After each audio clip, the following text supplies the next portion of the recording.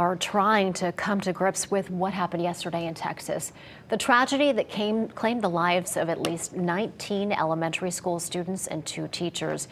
Well, we're now struggling with how to talk to our kids about what happened. And joining us right now to help is psychotherapist and author Niro Feliciano. She's joining us from Ridgefield this morning. Niro, difficult morning. Thanks for being with us. Oh, of course. It's so hard for us as adults to wrap our heads around what happened. So for a lot of our kids, especially the younger ones, it's just unthinkable. We do have to have conversations with them. How should we approach the topic?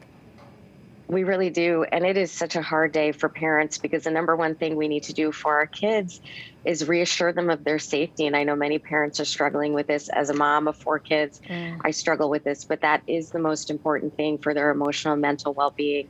So we want to remind them of the things that the school is doing to keep them safe. We want to point them to teachers who they trust, who they feel comfortable with, who are there to keep them safe, and reassure them that we as parents will do everything in our power to ensure their safety.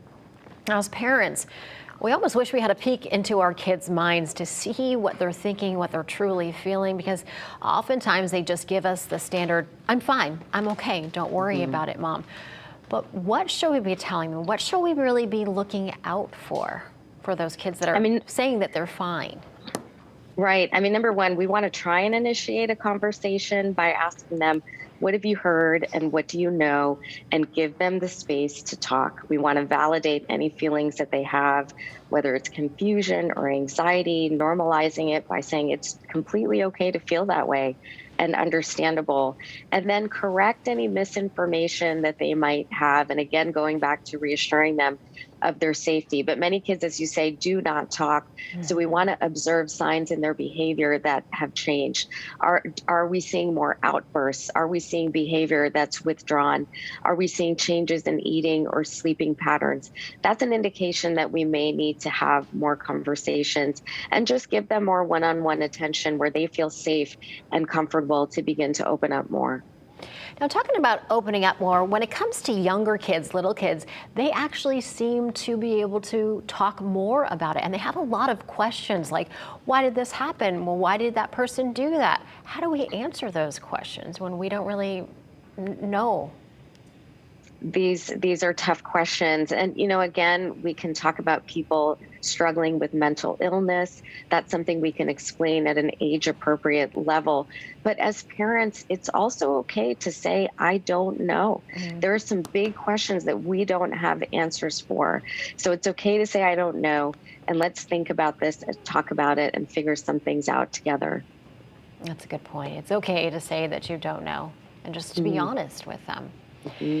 Now, for some of our older kids who've seen these incidents of violence happen over and over again, they may be getting desensitized to this. What should we be saying to them? There's definitely desensitization, especially in the older kids. They've grown up with this becoming normal, so sad. And we don't want to push them into feeling, but I do think at the older child level, we want to empower them to be aware of their surroundings. In all of these situations, there have been signs before, and it's often teenagers who are the ones to first see them. We want to make them aware, to notice the kids who are withdrawn, who don't have friends, to notice what people are posting, and then empower them to say something about it and help them to know that they themselves can make a difference. That's an important thing to keep in mind, and to let them know that they can ask questions, they can speak up, they can find a voice in this too. Absolutely, and their role is really important. Is there anything else that we should be keeping in mind, not just today, in the conversations today and tomorrow, but in the weeks and the months and even years to follow? I will say, when I'm grateful that we live in Connecticut, we are a state that takes us very seriously because of what happened 10 years ago in Sandy Hook. But I would say keep things as normal as you can for your kids, routines as normal. Limit the amount of media that you're watching around this story. Be aware of the adult conversations that you're having about this around your kids. And all of this goes in protecting their emotional and mental well-being.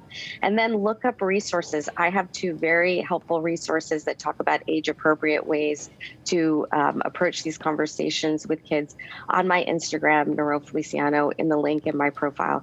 And that will just help guide you a little bit more specifically in how to manage this depending on your kid's age. Niro, I know you focus a lot on this, and you've sent me important links and information as well that I've found very helpful. Thank you so much. And take care of yourself. Take care of yourself as parents, because this is a hard day for all of us.